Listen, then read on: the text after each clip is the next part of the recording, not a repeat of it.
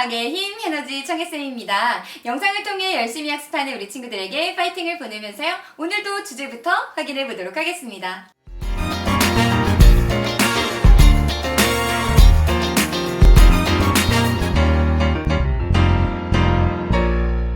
자, 계속해서 우리 친구들이랑 선생님은 전기와 관련된 현상을 좀 같이 공부하고 있는데요. 우리가 지난 시간에는 유도 기전력 또 유도 전류에 대한 얘기를 좀 함께 했습니다. 코일이 있고 자석을 움직이게 되면 이 자석의 그 자기장의 변화를 방해하는 방향으로 유도 전류가 흐릅니다 라는 거였고요. 결국에 움직인다는 건 역학적 에너지였고, 역학적 에너지가 전류를 발생시킵니다. 전기 에너지로 전환되는 과정을 같이 한번 살펴본 겁니다. 자, 그렇다면 이렇게 역학적 에너지가 전기 에너지로 전환되는 것, 이것을 이용한 것이 우리는 바로 발전기다라고 볼 수가 있는데요. 따라서 발전기는 역학적 에너지가 전기 에너지로 전환되는 것, 바로 발전소에서 우리가 어떻게 이용하고 있는지 같이 한번 살펴보도록 할게요. 자, 먼저 발전기는 역학적 에너지를 이용해서 전기를 만드는 장치를 이야기해요. 우리가 아주 단순하게 그 구조를 한번 살펴볼 건데요. 지금 N극과 S극이 있습니다. 그리고 중앙에 코일을 하나 놓았다라고 보는 거예요.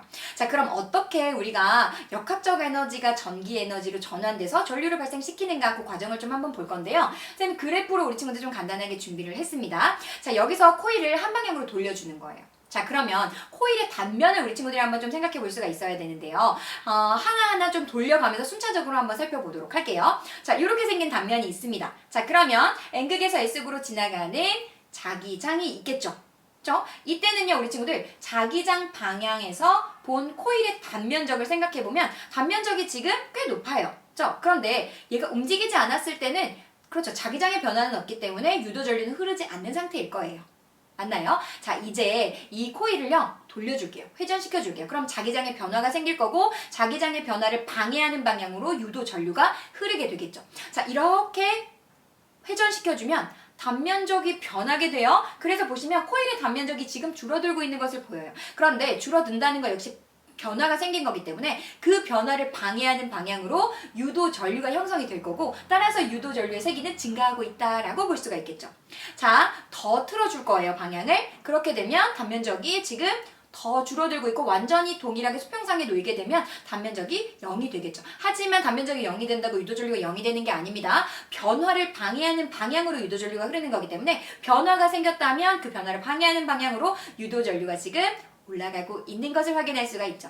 따라서 이렇게 코일이 회전하는 동안 유도 전류가 어떻게 형성되고 있는가를 선으로 쭉 나타내 보면, 자기장 방향에서 본 코일의 단면적의 그래프와 유도 전류의 세기의 그래프를 우리 친구들이 충분히 이해할 수 있다라고 이해하시면 되겠습니다. 그래서 먼저 우리 친구들은 지난 시간에 학습했던 우리가 유도 전류라는 것이 무엇인가, 유도 전류의 정확한 개념으로부터 출발을 해서 결국 역학적 에너지가 전기 에너지로 전환되는 것이구나. 그 장치를 만든 것이 발전기고, 발전기에서 코일의 단면적과 유도 전류의 세기가 어떤 관계가 있는지, 이런 내용들을 잘 정리를 해두면 되겠습니다.